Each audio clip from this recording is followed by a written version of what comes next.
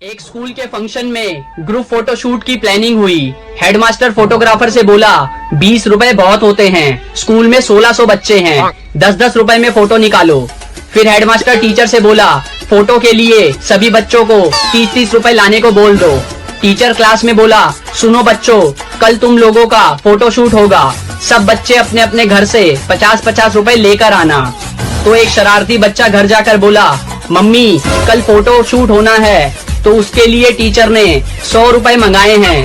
माँ बोली 100 रुपए, खुली लूट मचा रखी है इन लोगों ने, फिर हमारे पैसों से ये सब ऐश करेंगे।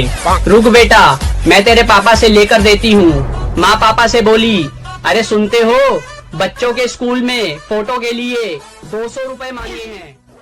एक आदमी नदी में डूब रहा था। वो जोर जोर से चिल्लाया गणेश जी बचाओ, गणेश जी बचाओ। गणेश जी आए और नदी किनारे नाचने लगे। आदमी प्रभु आप नाच क्यों रहे हो, बचाओ मुझे। गणेश जी मुस्कुराते हुए बोले तू भी तो मेरे विसर्जन में बहुत नाच रहा था। दोस्तों, एक सेठ अपने दोस्त के घर गया। दोस्त के घर खाना बहुत स्वादिष्ट बना था, तो सेठ गले तक ठूस ठूस कर खा लिया। लेकिन जब वो अपने घर लौटा तो उसने देखा कि उसका नौकर खीर पका रहा था। अब सेठ को खीर की चिंता होने लगी। उसने सोचा मेरे पेट में तो जगह बची नहीं है, अब कहीं खीर नौकर ना खा ले। इसलिए सेठ ने एक प्लान बनाया। सेठ नौकर से बोला आज हम दोनों भूखे सोएंगे, सुबह हम में से वही व्यक्ति खीर खाएगा जिसने सबसे अच्छा सपना देखा होगा। नौकर और सेठ दोनों सो गए। सुबह उठकर सेठ ने नौकर से कहा मेरे सपने में एक आदमी आया था, उसने मुझसे कहा कि खीर पर बस तुम्हारा हक है, सुबह उठकर तुम सारी खीर खा लेना। यह सुनकर नौकर हंसने लगा। नौकर को हंसता देख सेठ बोला अरे तू हंस क्यों रहा है, इससे अच्छा सपना तेरे बाप को भी नहीं आ सकता। नौकर बोला मालिक मेरा सपना तो सुनो, मेरे सपने में आप डंडा लेकर आए थे और आपने मुझसे कहा जा खीर खा ले, नहीं तो सुबह खराब हो जाएगी। इसलिए मैंने तुरंत उठकर वह खीर खा ली और जो बची थी उसे कुत्ते को खिला दी।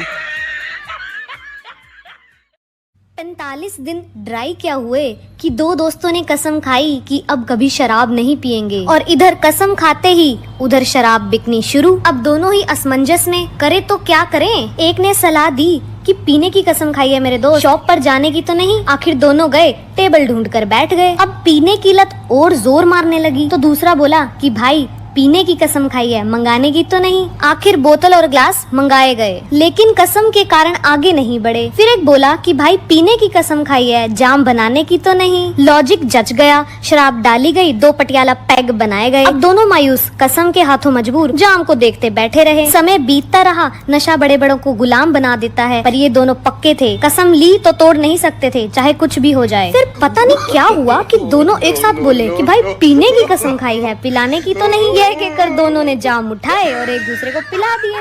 अब आप लोग ये बताएं कि कसम टूटी या नहीं।